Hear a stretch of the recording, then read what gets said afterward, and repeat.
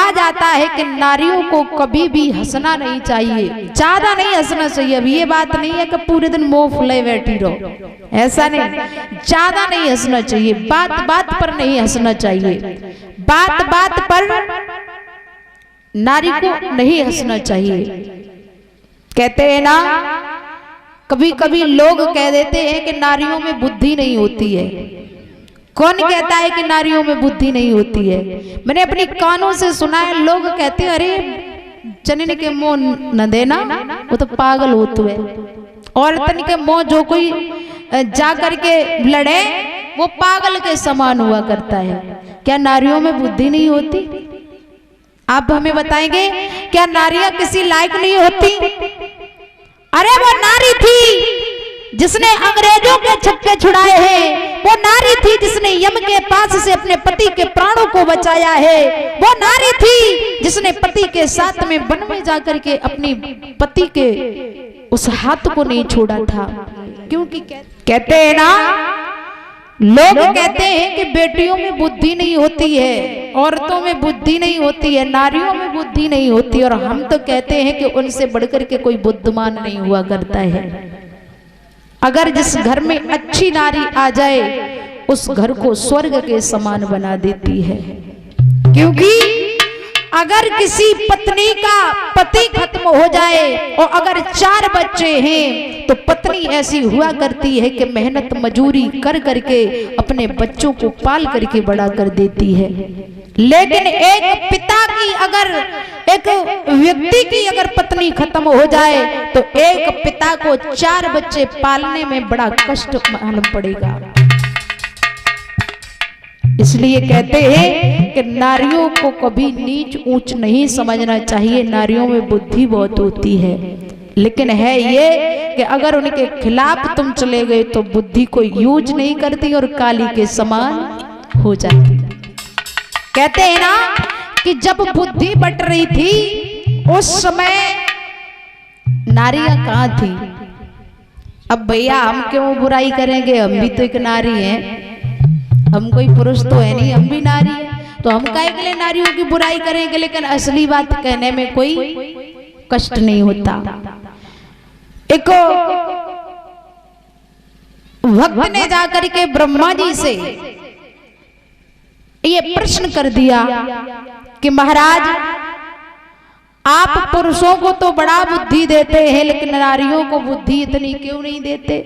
ब्रह्मा जी बोले हैं, कौन कहता नारियों में बुद्धि नहीं है? बुद्धि तो नारियों को बराबर देते हैं, लेकिन हाँ इतना है कि नारी बुद्धि यूज करने की सही समय पर वो समय दिशा नहीं देती है। लेकिन भैया लोग जो होते हैं वो सोच और विचार करके सही समय पर उस बुद्धि का सही जगह पर चयन करते हैं। तो ब्रह्मा जी बोले हैं कि क्या करूं, नारियों की जब बुद्धि बट रही थी उस समय नारी यहाँ नहीं थी, वो तो ब्यूटी पार्लर में थी। कहते हैं ना, आज की दुनिया में माताएं बहनें फैशन में बड़ा आगे लाए। आजकल की ऐसी ऐसी फैशनें हैं कि जिसे कहो तो भी शर्म आती है, बड़ी मॉडल टाइप की फैशनें हैं। और तुम लोग का कोई कम हो, तुम लोगों में बहुत ज्यादा फैशनें हैं। तो ब्रह्मा जी ने कहा है कि जब नारियों की बुद्धि बट रही थी उस समय नारियां ब्यूटी पार्लर में थी। बोले फिर नारियों में बुद्धि कैसे आई? बोले जब बुद्धि बट चुकी थी उसके बाद में नारियां आई तो एक नारी कहने लगी, ब्रह्मा जी मुझे भी बुद्धि दो। ब्रह्मा जी बोले बुद्धि तो सारी बट चुकी, अब कैसे दो? तो नारियों ने कहा कि कुछ तो दो। ब्रह्मा जी बोले हैं कि आपको हम 3 चीजें दे रहे हैं। कौन कौन सी? पहली चीज ये है कि अगर पत्नी लड़ना शुरू कर दे तो पति का खाना खाना हराम कर देगी। अगर लड़ना ढंग से लड़ना शुरू कर दे तो यहां तक होगा कि पति ही का क्या पूरे घर का खाना बंद हो जाएगा। कहा है कि चलो एक तो चीज मैंने आपको दी है कि जब भी आपको समय मिले, जब भी आपके ऊपर कोई ऐसा प्रकोप करे तो आप लड़ना शुरू कर देना। नारियां बोली है कि जब लड़ने उसे काम ना चले तो बोला है तो दूसरी बात हम तुम्हें दे रहे हैं, दूसरी चीज ये है कि हंसना।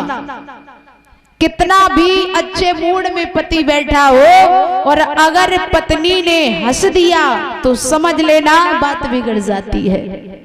और दूसरी बात, अगर पत्नी को पति से कुछ लेना होता है तो बड़े अच्छे ढंग से हंस करके जाएगी, अरे पतिदेव ये काम हमारा करवा दो। कितना भी गलत पति हो, पत्नी की बात सुनने के बाद में तुरंत तैयार हो जाएगा। तीसरी बात बोले जब से काम ना चले तो बताया है, तीसरी बात यह है सजना।